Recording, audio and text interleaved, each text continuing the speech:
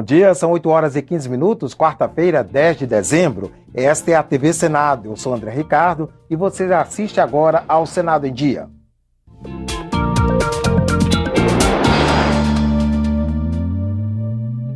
Desta vez foi rápido. O Congresso gastou pouco mais de 2 horas nesta terça-feira para concluir a votação do PLN 36, que muda a Lei de Diretrizes Orçamentárias deste ano. A proposta permite ao governo descontar da reserva para pagar juros da dívida pública tudo o que gastou com investimentos e desonerações tributárias. O projeto agora vai à sanção presidencial.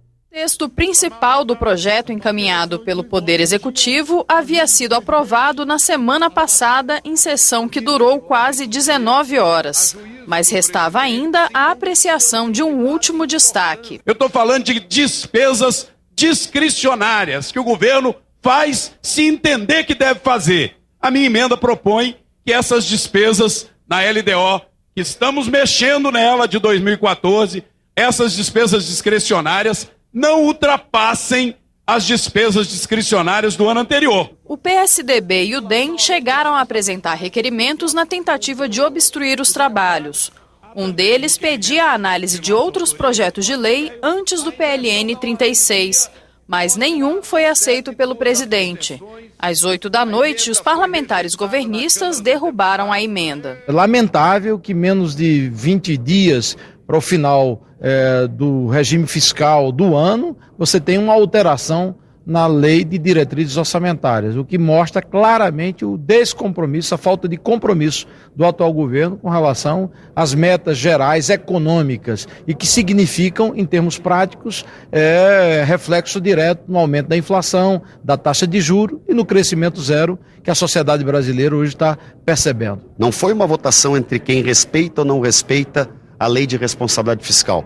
Todos nós respeitamos, mas quando a conjuntura econômica muda, é preciso adaptar as condições da política econômica interna do país para garantir o emprego de cada brasileiro, que é, acredito eu, a vontade da maioria, o fundamento mais importante de uma política econômica, garantir o emprego de cada cidadão brasileiro. É importante nós concluirmos a apreciação da LDO. Não há como alterar a LDO sem que essa alteração entre no grau de disputa que entrou.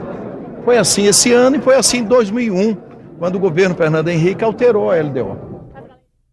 Confira agora a agenda de algumas comissões do Senado que se reúnem na manhã desta quarta-feira.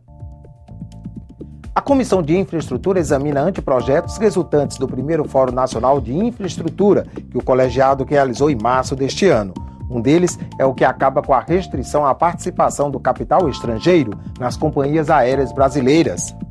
Na primeira parte da reunião, a Comissão de Assuntos Sociais analisa o relatório da senadora Ana Amélia sobre a Política Nacional de Assistência Integral à Saúde da Mulher, atribuição regimental do colegiado. Depois, a Casa examina projetos, entre eles o que regulamenta a profissão de vigia autônomo.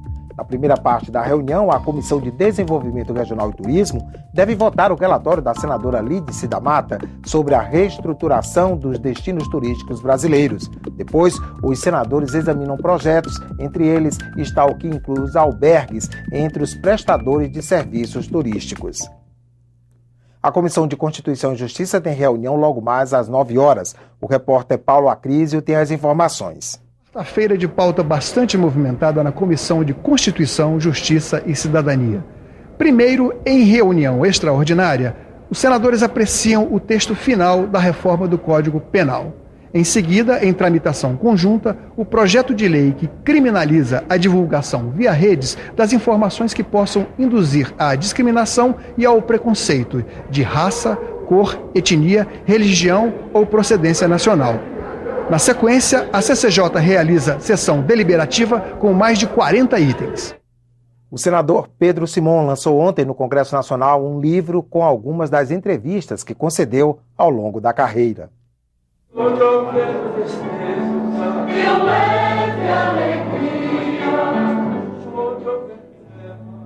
Políticos e ministros do Supremo Tribunal Federal compareceram ao lançamento do livro. Os senadores Randolfo Rodrigues e Eunice Oliveira prestaram homenagem a Pedro Simon. Rubem Alves já dizia que a política pode ser para alguns negócio ou sacerdócio. você é um dos poucos que pode se dizer que fez da política um sacerdócio. Em seu discurso, o gaúcho, um dos mais antigos parlamentares em atividade no Congresso, se emocionou. Saia da sacada, querido presidente,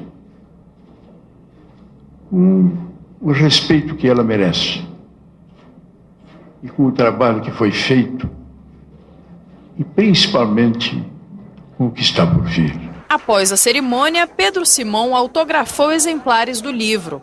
Colegas da casa foram prestigiá-lo em tom de despedida, já que o parlamentar do PMDB do Rio Grande do Sul não foi eleito para o 5º mandato consecutivo no Senado. Desde que eu cheguei aqui em 1991, eu tive no senador Pedro Simão, um dos meus maiores companheiros e de afinidades e propósitos de defesa da democracia. Eu não consigo conceber o Senado sem o Pedro Simão.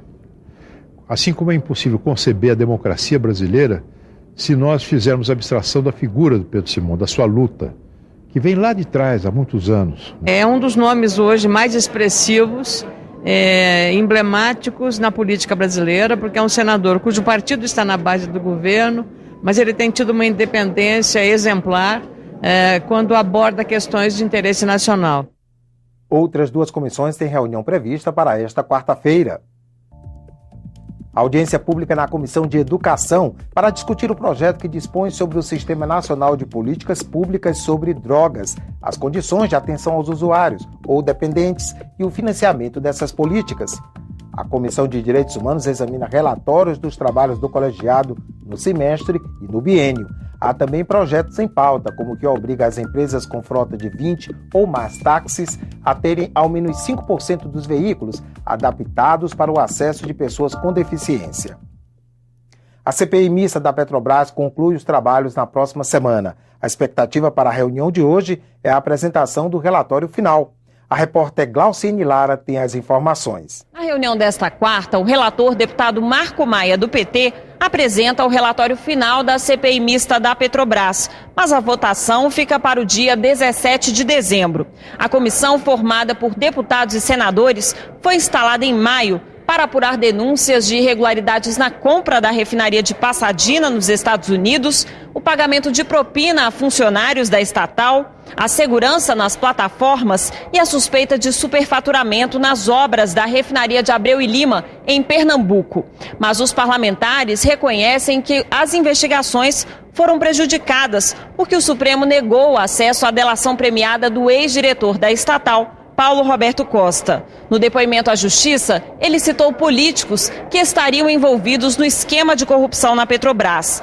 Desde que foi instalada, a comissão se reuniu 27 vezes e ouviu autoridades, testemunhas e indiciados pela Operação Lava Jato da Polícia Federal. Ficamos por aqui. No decorrer do dia você acompanha outras informações nos boletins do Senado Agora. Enquanto isso, continue assistindo a nossa programação.